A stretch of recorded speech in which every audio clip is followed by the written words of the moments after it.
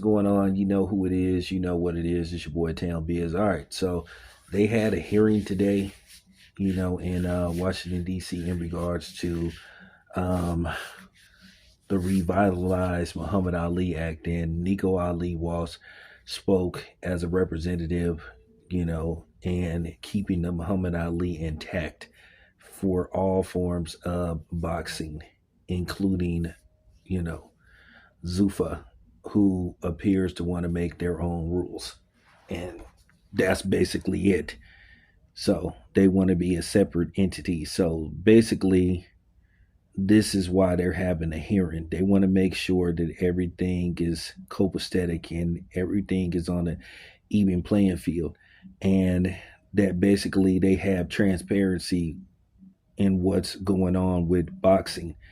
And Zufa appears not to want to have the same structure that regular boxing has. So here's what Nico Ali has to say. Let me know what you think about this. Anyway, without further ado, here you go. I'm here as someone whose name is directly tied to the Muhammad Ali Boxing Reform Act. Not just as a fighter affected by it, but as part of the legacy that law represents. To build on Mr. De La Hoya's statements, fighters are labeled independent contractors. As a result, people say fighters will have options, that we can just go elsewhere.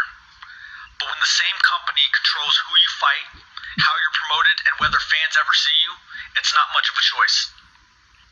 When one system controls access, choice becomes theoretical, not real.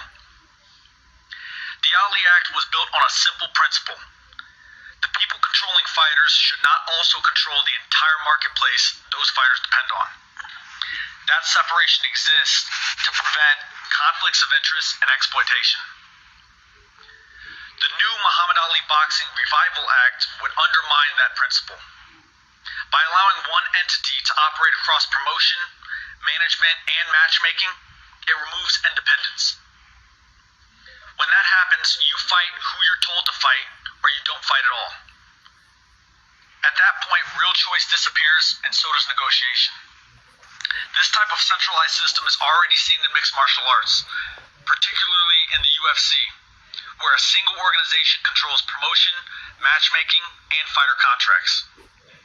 In that model, fighters typically receive under 20% of the revenue, compared to boxing where fighters can earn up to 80%. The newly proposed Revival Act pushes that centralized model onto boxing, behind the claim that boxing is broken. Boxing is not broken. If it were, UFC champions at the height of their careers would not be actively targeting boxing fights because of the fair pay. That movement is rarely seen in reverse due to the UFC's centralized pay structure. Boxing has never been perfect, but one of its strengths has always been competition.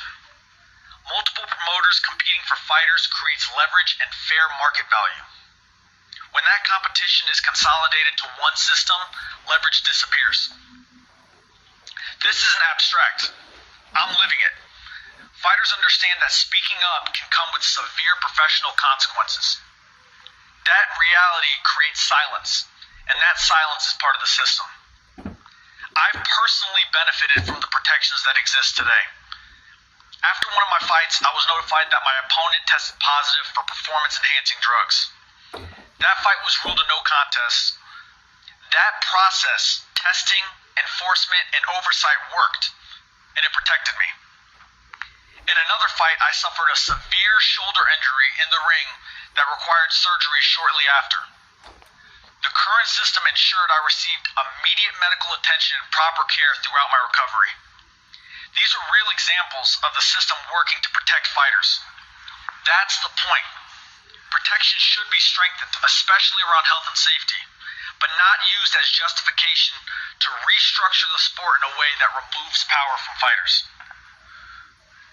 The bill that the House has passed should not be adopted. We can protect fighters more effectively than we do today without concentrating control over them. If this bill is passed in its current form, it should not have my grandfather's name on it, as it would betray the principles that his act was created to protect. He fought for dignity outside the ring. This is about dignity inside it. Fighters should not have to choose between their careers and their rights. 55 years ago this year, my grandfather's name appeared on these grounds before this government, and he took a stand for what he believed in.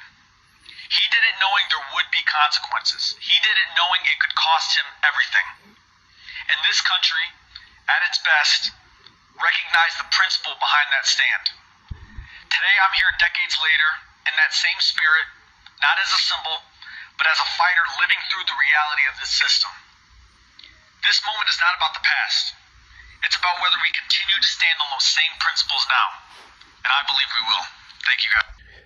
All right, so I want to hear what you guys have to say about this and let me know what you think. First of all, I thought Nico Ali spoke very well, very articulate, very transparent on how he feels about this act possibly being passed.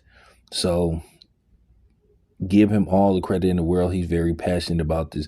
And at the end of the day, yeah, I'm going to say it. I don't care if people get mad. Where's Layla Ali at? Because she loved talking about how much and how proud she is to be Ali, but where is she at?